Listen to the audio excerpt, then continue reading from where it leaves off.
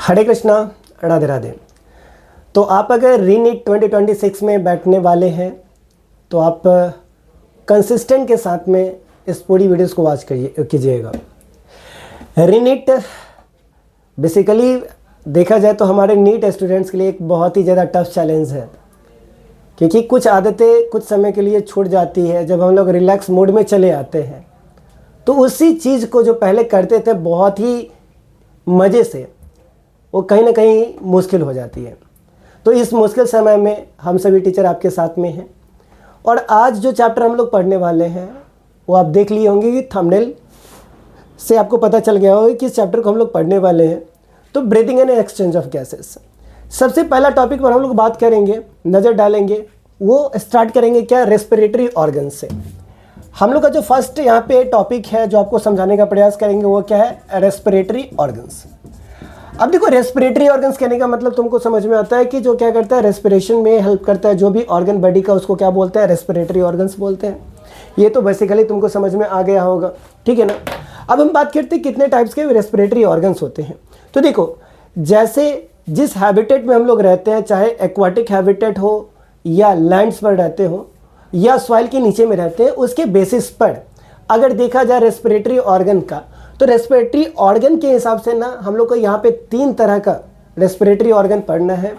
और इस 3 respiratory organ में सबसे पहले जो हम लोग को पढ़ना है वो पढ़ना है क्या, यहाँ पे पल्मोनरी रेस्पिरेशन पढ़ना है, ठीक है ना। पल्मोनरी रेस्पिरेशन, ठीक है ना। पल्मोनरी रेस्पिरेशन के बाद हम लोग को यहाँ पे पढ़ना पड़ेगा क्या, क्यूटेनियस रेस्पिरेशन पढ़ना पड़ेगा। क्या पढ़ना पड़ेगा बच्चा, क्यूटेनियस रेस्पिरेशन। उसके बाद नेक्स्ट में जो हम लोग को पढ़ना है वो पढ़ना है क्या, ब्रांचियल रेस्पिरेशन पढ़ना है। क्या पढ़ना है, ब्रांचियल रेस्पिरेशन। यानी रेस्पिरेटरी ऑर्गन की बात करते हैं और उसमें रेस्पिरेशन की बात ना करें तो पूरा की पूरा क्या होगा, प्रोसेस खराब हो जाएगा। क्योंकि रेस्पिरेशन करने के लिए जिस ऑर्गन की आवश्यकता होती है, ज़रूरत होती है, उसको हम लोग क्या बोलते हैं, रेस्पिरेटरी ऑर्गन बोलते हैं। और रेस्पिरेशन जो होता है जनरली वो 3 तरह का रेस्पिरेशन होता है। फर्स्ट जो होता है वो क्या होगा आपका, पल्मोनरी रेस्पिरेशन। सेकंड जो है क्यूटेनियस रेस्पिरेशन। और थर्ड जो है क्या, ब्रांचियल रेस्पिरेशन है। अब पल्मोनरी रेस्पिरेशन कहने का मतलब होता है कि रेस्पिरेशन अगर लंग्स के थ्रू हो तो इसको क्या बोला जाएगा, तुम्हारा पल्मोनरी रेस्पिरेशन बोला जाएगा। रेस्पिरेशन किसके थ्रू हो, लंग्स के थ्रू हो, तो इसको क्या बोलेंगे, पल्मोनरी रेस्पिरेशन बोलेंगे। और पल्मोनरी रेस्पिरेशन का जो प्रोसेस होता है, जो भी ऑर्गेनिज्म ऑन लैंड होता है, या ऐसे बोल सकते हैं जो भी ऑर्गेनिज्म टेरेस्ट्रियल ऑर्गेनिज्म होते हैं, उन सभी टेरेस्ट्रियल ऑर्गेनिज्म में, यानी जो लैंड पर रहने वाले ऑर्गेनिज्म होते हैं, उन सभी में जो रेस्पिरेटरी का फंक्शन होता है वो किसके थ्रू होता है, तुम्हारा लंग्स के थ्रू होता है। और यदि रेस्पिरेशन का प्रोसेस में रेस्पिरेटरी ऑर्गन अगर लंग्स हो तो इसको क्या बोलेंगे, पल्मोनरी रेस्पिरेशन बोलेंगे। क्यूटेनियस रेस्पिरेशन की अगर बात करते हैं तो स्किन के थ्रू अगर रेस्पिरेशन होता है तो इसको बोलते हैं हम लोग क्या, क्यूटेनियस रेस्पिरेशन बोलते हैं, ठीक है ना। और क्यूटेनियस रेस्पिरेशन जो होता है ज़्यादातर अगर देखा जाए जो भी एक्वाटिक ऑर्गेनिज्म है, क्या है तुम्हारा, जो भी एक्वाटिक ऑर्गेनिज्म है या जो सॉइल के अंदर में कुछ समय के लिए चले जाते हैं, उनमें देखा जाता है कि वो जो रेस्पिरेशन का जो प्रोसेस होता है ना, वो किसके थ्रू करते हैं, स्किन के थ्रू करते हैं, ठीक है ना। कौन से ऑर्गेनिज्म, तो एक्वाटिक ऑर्गेनिज्म। तो अगर रेस्पिरेशन का प्रोसेस अगर स्किन के थ्रू होता है तो इसको बोलते हैं हम लोग क्यूटेनियस रेस्पिरेशन बोलते हैं। और एग्जाम्पल क्या हो जाएगा यहाँ पे, एक्वाटिक ऑर्गेनिज्म या जो सॉइल के अंदर में रहते हैं। एज फॉर एग्जाम्पल अगर देखा जाए तो फ्रॉग्स जो होता है, वो फ्रॉग क्या होता है, एक तरह का एम्फीबियन होता है। और जब पानी के अंदर में फ्रॉग जाता है तो वो जो रेस्पिरेशन करता है वो किसके थ्रू करता है, स्किन के थ्रू करता है। सॉइल के अंदर में जाता है तो किसके थ्रू करता है, स्किन के थ्रू करता है। तो एक्वाटिक ऑर्गेनिज्म हम लोग बोल सकते हैं कि एम्फीबियन जो होता है, इसमें रेस्पिरेशन का जो प्रोसेस होता है वो क्या होता है, स्किन के थ्रू होता है। इसलिए इसको हम लोग क्या बोल सकते हैं, क्यूटेनियस रेस्पिरेशन बोलते हैं। बात ही समझ में। अगर बात करते हैं हम लोग ब्रांचियल रेस्पिरेशन की, अगर बात करते हैं तो ब्रांचियल रेस्पिरेशन कहने का मतलब कि अगर रेस्पिरेशन का प्रोसेस अगर गिल्स के थ्रू हो, किसके थ्रू हो, गिल्स के थ्रू हो, तो इसको बोला जाता है क्या, ब्रांचियल रेस्पिरेशन बोलते हैं। यानी रेस्पिरेशन का प्रोसेस किसके थ्रू हो, तुम्हारा गिल्स के थ्रू हो, तो इस रेस्पिरेशन को क्या बोला जाएगा, ब्रांचियल रेस्पिरेशन बोला जाएगा। और ज़्यादातर देखते हैं जो एक्वाटिक ऑर्गेनिज्म होता है, एक्वाटिक ऑर्गेनिज्म कहने का मतलब क्या है बच्चा यहाँ पे, कि अगर हम लोग देखा जाए तो फिश देखते हैं तो फिश में क्या प्रेजेंट होता है, रेस्पिरेटरी ऑर्गन। तो रेस्पिरेटरी ऑर्गन क्या होता है, गिल्स होता है। और इस फिश में जो है वो क्या होता है, गिल्स के थ्रू रेस्पिरेशन होता है। और फिश जो है वो कैसा ऑर्गेनिज्म है, एक्वाटिक ऑर्गेनिज्म है।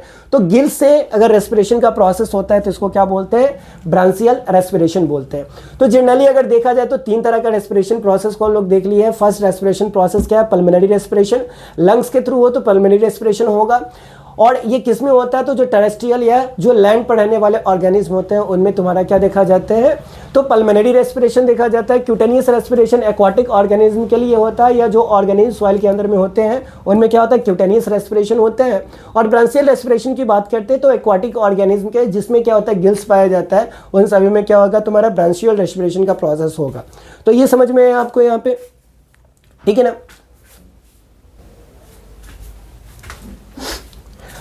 आगे चलते हैं हम लोग बात करते हैं। तो अगला जो टॉपिक है वो पढ़ना है हम लोग का ह्यूमन रेस्पिरेटरी सिस्टम। आपके एनसीईआरटी में देखा फर्स्ट तो क्या रेस्पिरेटरी ऑर्गन पढ़ना है, सेकेंड टॉपिक की बात करते हैं तो ह्यूमन रेस्पिरेटरी सिस्टम पढ़ना है। यानी टॉपिक आपका नाम क्या है, ह्यूमन रेस्पिरेटरी सिस्टम, ठीक है जी। अब देखिए ह्यूमन रेस्पिरेटरी सिस्टम कहने का मतलब तो आपको पता होगा कि ह्यूमन में किस तरीके से रेस्पिरेशन का प्रोसेस होता है। तो वो टोटल कंबाइंड प्रोसेस को हम लोग क्या बोलते हैं, ह्यूमन रेस्पिरेटरी सिस्टम बोलते हैं। और अभी हम लोग पढ़े हैं कि अगर बात करते हैं कि जो भी ऑन लैंड रहते हैं, ठीक है ना, जो भी ज़मीन पर ऑर्गेनिज्म रहते हैं उसमें क्या होता है कि रेस्पिरेशन का जो प्रोसेस होता है किसके थ्रू होता है। तो हम लोग देखे हैं कि जो भी लैंड पर रहने वाले ऑर्गेनिज्म होता है उनमें रेस्पिरेशन का प्रोसेस किससे होता है, लंग्स के थ्रू होता है, ठीक है ना। तो ह्यूमन का रेस्पिरेटरी ऑर्गन जो होता है, प्राइमरी रेस्पिरेटरी ऑर्गन जो होता है वो किसको हम लोग बोलते हैं, तो लंग्स को क्या बोलेंगे, ह्यूमन का प्राइमरी रेस्पिरेटरी ऑर्गन्स बोलते हैं। अब बात करते हैं कि ह्यूमन में जो होता है ना, वो जो एक्सचेंज ऑफ गैसेज होता है, क्या होता है तुम्हारा एक्सचेंज ऑफ गैसेज जो होता है। एक्सचेंज ऑफ गैसेज कहने का मतलब ऑक्सीजन किस तरीके से बॉडी के अंदर में आता है और कार्बन डाइऑक्साइड किस तरीके से बॉडी के बाहर में जाता है, इसके बारे में बात करते हैं। वो कौन से पाथवे होता है जिससे क्या होता है, ऊपर से नीचे तक ऑक्सीजन आता है और नीचे से कार्बन डाइऑक्साइड ऊपर तक बाहर जाता है। तो बात करते हैं हम लोग यहाँ पर सीक्वेंस की बात करते हैं। तो सबसे पहले ह्यूमन रेस्पिरेटरी सिस्टम में हम लोग देखते हैं कि हम लोग के पास में क्या होता है, नॉस्ट्रिल होता है, बोले तो क्या होता है, नाक होता है, ठीक है ना। अब नाक नॉस्ट्रिल दो जो ओपनिंग पॉइंट्स होता है उसको क्या बोलते हैं, नॉस्ट्रिल बोलते हैं। इस नॉस्ट्रिल से क्या होता है, ऑक्सीजन जो होता है एटमॉस्फेयर से अंदर की ओर आता है। नॉस्ट्रिल जो होता है वो नेसल चैम्बर में इस ऑक्सीजन को भेज देता है, ठीक है ना। यानी ऑक्सीजन जो है एनवायरनमेंट से लेने का काम कौन किया, तो नॉस्ट्रिल किया। नॉस्ट्रिल इस ऑक्सीजन को कहाँ पे भेज देता है, तो नेजल चैम्बर्स में भेज देता है, ठीक है ना। नेजल चैम्बर जो होता है इस ऑक्सीजन को कहाँ पे भेज देता है, तो भेजता कहाँ पे बच्चा, यहाँ पे तो फेरिंग्स में भेजता है, ठीक है ना। फेरिंग्स से अगर देखा जाए तो फेरिंग्स के बाद ये कहाँ पे जाता है, तुम्हारा लैरिंग्स में जाता है। लैरिंग्स के बाद अगर देखते हैं तो ये चले जाता है कहाँ पे, तुम्हारा ट्रैकियाज में चला जाता है। ट्रैकिया जो होता है वो वी शेप में डिवाइड होता है, जिसको हम लोग बोलते हैं क्या, तुम्हारा ब्रोंकी बोलते हैं। ब्रोंकी जो होता है आगे की ओर ब्रोंकियोल्स में खुलता है, ठीक है ना। और ब्रोंकियोल्स जो है वो कहाँ पे जाके खुलता है, तुम्हारा एल्वियोलस में। और एल्वियोलस से जो होता है ऑक्सीजन जो होता है वो ब्लड में जाके क्या होता है, मिक्सड हो जाता है। समझ में आया। तो इस सीक्वेंस को तुमको याद करना पड़ेगा कि किस तरीके से ऑक्सीजन जो होता है एटमॉस्फेयर से हमारे ब्लड तक पहुंचता है, ठीक है ना। और ब्लड से कार्बन डाइऑक्साइड कैसे नॉस्ट्रिल तक पहुंचता है, ये सीक्वेंस तुमको याद होना चाहिए। कुछ याद हो चाहे ना हो ना, ये सीक्वेंस अगर तुमको याद हो गया, दिमाग में फिट बैठ गया, तुम बहुत ही अच्छे कर लोगे लाइफ में, तुम बहुत ही अच्छे नीट के एग्जाम को फोड़ के आ सकते हो। समझ में आई बात। तो देखो ऑक्सीजन एटमॉस्फेयर से कहाँ पे गया, तुम्हारा नॉस्ट्रिल में गया।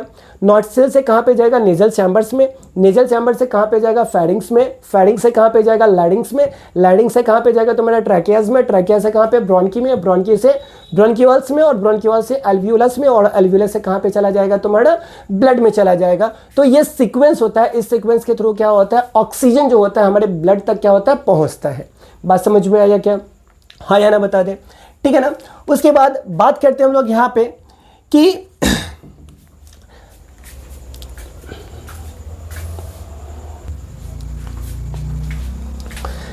चलिए जी आगे हम लोग बात करते हैं। तो अगला जो मेन इंपॉर्टेंट पॉइंट्स है उसको थोड़ा सा देख लेना, समझ लेना, बहुत ही ज़्यादा क्या होता है, इंपॉर्टेंस है।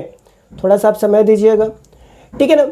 तो देखो कहने का मतलब क्या है तुम्हारे यहाँ पे कि दो चीज़ हम लोग को पढ़ना पड़ेगा। एक पढ़ना पड़ेगा बच्चा यहाँ पे कि हम किसको जो है ना वो कंडक्टिंग पार्ट बोलेंगे, और किसको जो है exchange part of gases exchange sites बोल सकते हैं, ठीक है ना। तो दो चीज़ हम लोग को पढ़ना है, एक क्या बोल रहे हैं यहाँ पे कि कंडक्टिंग पार्ट क्या होता है, ठीक है ना।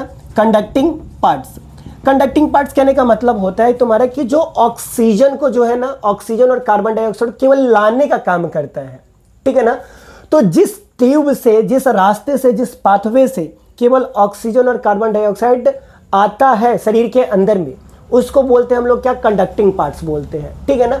लेकिन एक्सचेंज साइट किसको बोला जाएगा, तो एक्सचेंज साइट्स वो होता है तुम्हारा जहां से ऑक्सीजन और कार्बन डाइऑक्साइड क्या करता है, ब्लड में जाके मिलता है, या ब्लड से कार्बन डाइऑक्साइड कहां पे आता है तुम्हारा, एल्वियोलस में आता है, ठीक है ना।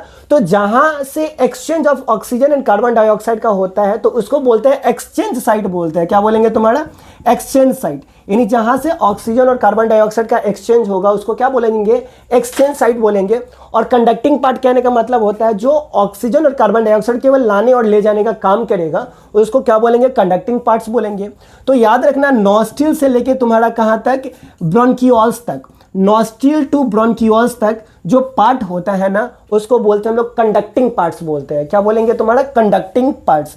यानी बोला जाए तुम्हारा यहाँ पे नॉस्ट्रिल से क्या है तुम्हारा, ब्रोंकियोल्स तक के पार्ट्स को हम लोग क्या बोलते हैं यहाँ पे, तो कंडक्टिंग पार्ट्स बोलते हैं, क्या बोलेंगे, कंडक्टिंग पार्ट्स। यानी नॉस्ट्रिल यानी जो नाक होता है ना, तो वो नाक क्या करता है तुम्हारा, ब्रोंकियोल्स तक केवल ऑक्सीजन को लाने का काम करता है और कार्बन डाइऑक्साइड को ले जाने का काम करता है। ये जो होता है किसी तरीका से एक्सचेंज पार्ट में क्या करता है, पार्टिसिपेट नहीं करता है, इसलिए नॉस्ट्रिल टू ब्रोंकियोल्स को हम लोग क्या बोलेंगे तुम्हारा यहाँ पे, कंडक्टिंग पार्ट्स बोलेंगे। लेकिन अगर एक्सचेंज पार्ट तुमको पूछ दिया जाए, एक्सचेंज साइट अगर तुमको पूछ दिया जाए, तो जो अल्वियोलस होता है ना, एल्वियोलस से जो होता है ऑक्सीजन और कार्बन डाइऑक्साइड जो होता है ना, वो क्या करता है कि एक दूसरे के साथ में एक्सचेंज होता है। कहने का मतलब एल्वियोलस से, एल्वियोलस में क्या प्रेजेंट है, ऑक्सीजन अगर आ रहा है तो, और ऑक्सीजन जो होता है ब्लड के साथ में जाके क्या होता है, मिलता है। इसी के साथ ब्लड जो होता है ना, वो रिटर्न गिफ्ट देता है कार्बन डाइऑक्साइड किसको, तुम्हारा एल्वियोलस को। तो एल्वियोलस को हम लोग बोलते हैं क्या, exchange site of gaseous exchange sites बोलते हैं। लेकिन नॉस्ट्रिल से ब्रोंकियोल्स तक इसको बोलते हैं हम लोग कंडक्टिंग पार्ट्स बोला जाता है। बात समझ में आया। अब नेक्स्ट में लोग बात करेंगे कि कंडक्टिंग पार्ट्स का काम क्या होता है, ये कौन कौन से काम करता है। तो देखो, कंडक्टिंग पार्ट्स जनरली जो होता है ना, वो ऑक्सीजन को ह्यूमिफाइज करता है तुम्हारा, ठीक है ना।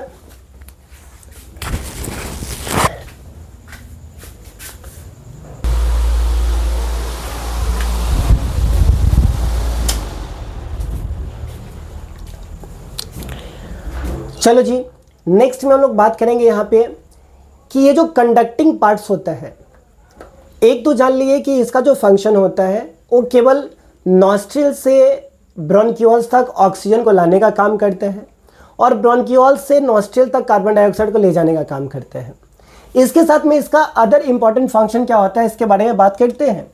तो देखो, सबसे पहली बात, जो कंडक्टिंग पार्ट जो होता है वो मेनली जो हेल्प करता है, वो मेनली हेल्प करता है तुम्हारा किसमें, तो ये क्या करता है तुम्हारा, फॉरेन पार्टिकल्स को ना, ठीक है ना, फॉरेन पार्टिकल्स को ट्रैप करने का काम करता है। क्या करता है तुम्हारा, फॉरेन पार्टिकल्स को ट्रैप करने का काम करता है। कहने का मतलब कि जो भी अनवांटेड डस्ट पार्टिकल्स होते हैं उनको बाहर तक छोड़ना, अंदर ना आने देना, ये किसका काम होता है, तो कंडक्टिंग पार्ट्स का काम होता है।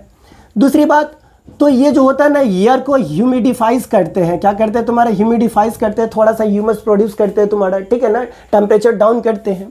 उसके बाद टेम्परेचर जो होता है, ठीक है ना, ऑक्सीजन का जो टेम्परेचर होता है, जो बाहर का जो ऑक्सीजन का टेम्परेचर होता है, उस ऑक्सीजन के टेम्परेचर को बॉडी के टेम्परेचर के बराबर करने का काम किसका होता है तुम्हारा, तो ये कंडक्टिंग पार्ट्स का होता है। तो कंडक्टिंग पार्ट्स का फर्स्ट फंक्शन क्या है तुम्हारा, कि फॉरेन पार्टिकल्स को ये क्या करता है, क्लियर करने का काम करता है। सेकेंड जो होता है वो एयर को जो होता है ना, ह्यूमिडिफाइज करने का काम करता है। और थर्ड चीज़ जो होता है वो एयर का जो होता है ना टेम्परेचर, उसको बॉडी टेम्परेचर के अकॉर्डिंग इक्वल करने का ये काम करता है। और ये बेसिकली जो फंक्शन होता है, ये किसका फंक्शन होता है, तो कंडक्टिंग पार्ट्स का ये क्या होता है, फंक्शन होता है, ठीक है ना। तो ये बात समझ में आ गया। उसके बाद बात करते हैं हम लोग यहाँ पर क्या, पोजीशन की बात करते हैं, ठीक है ना। तो पोजीशन के बारे में अगर बात करते हैं हम लोग लंग्स का, तो हम लोग जानते हैं कि लंग्स जो होता है वो चेस्ट बोन के अंदर में प्रेजेंट होता है। लंग्स किसके अंदर में प्रेजेंट होता है, तो चेस्ट बोन के अंदर में प्रेजेंट होता है। और ये जो चेस्ट बोन जो होता है इसको बोलते हैं, इसके अंदर का जो जगह होता है उसको बोलते हैं हम लोग क्या, थोरैसिक कैविटी बोलते हैं। क्या बोलेंगे तुम्हारा, थोरैसिक कैविटी बोलते हैं। यानी जैसे ये तुम्हारा क्या है, चेस्ट है, ये सब क्या है तुम्हारा रिब्स है, ठीक है ना। तो रिब्स के अंदर का जो जगह होता है उसको क्या बोलते हैं हम लोग, थोरैसिक कैविटीज बोलते हैं, ठीक है ना। और हम लोग को पता है कि थोरैसिक कैविटी के अंदर में कौन प्रेजेंट होता है, तुम्हारा लंग्स प्रेजेंट होता है।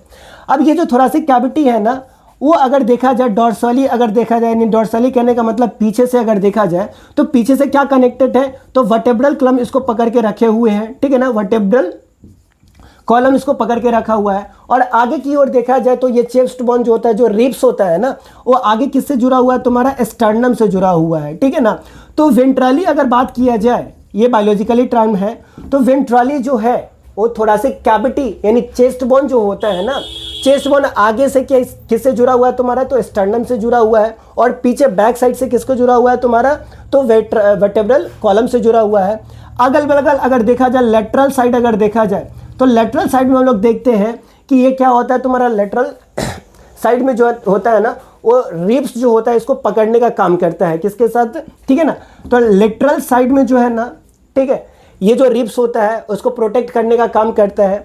तो थोरैसिक कैविटी की अगर हम लोग बात करते हैं तो आगे की पीछे की ओर जो है वो किससे कनेक्ट होता है, तो वर्टेब्रल कॉलम से। आगे की ओर जो कनेक्ट होता है वो किससे होता है तुम्हारा, स्टर्नम से। और लेटरल साइड की अगर बात करते हैं तो लेटरल साइड से किससे जुड़ा हुआ होता है तुम्हारा, यहाँ पे रिब्स से जुड़ा हुआ होता है, ठीक है ना। उसके बाद अगर देखा जाए तो हम लोग देखते हैं कि जो लंग्स होता है ना, लंग्स नीचे से, ठीक है ना, एक मसल्स के थ्रू क्या होता है, कनेक्टेड होता है, जिसको हम लोग क्या बोलते हैं यहाँ पे, डायफ्राम बोलते हैं। क्या बोला जाता है तुम्हारा यहाँ पे, डायफ्राम। यानी देखा जाए तो क्या, पीछे से किसके थ्रू, तुम्हारा वर्टेब्रल कॉलम, ठीक है ना, आगे के थ्रू तुम्हारा स्टर्नम से, और लेटरल साइड में किससे, रिब से। और लोअर साइड की अगर बात करते हैं तो ये किससे कनेक्टेड होता है, डायफ्राम से होता है। और डायफ्राम एक तरह का मसल्स होता है जो लंग्स जो होता है ना कॉन्ट्रैक्ट और रिलैक्स करता है ना, ठीक है ना, ऊपर और नीचे जो लंग्स करता है ना, उसको ये तुम्हारा कॉन्ट्रैक्शन और रिलैक्सेशन में क्या करता है, हेल्प करता है, ठीक है ना। तो ये हम लोग बात कर लिए तुम्हारा कि पोजीशन की बात के लिए कैसे क्या होता है, लंग्स जो होता है वो थोड़ा सा कैविटी के अंदर में क्या होता है, सिचुएटेड होता है। बात समझ में आया।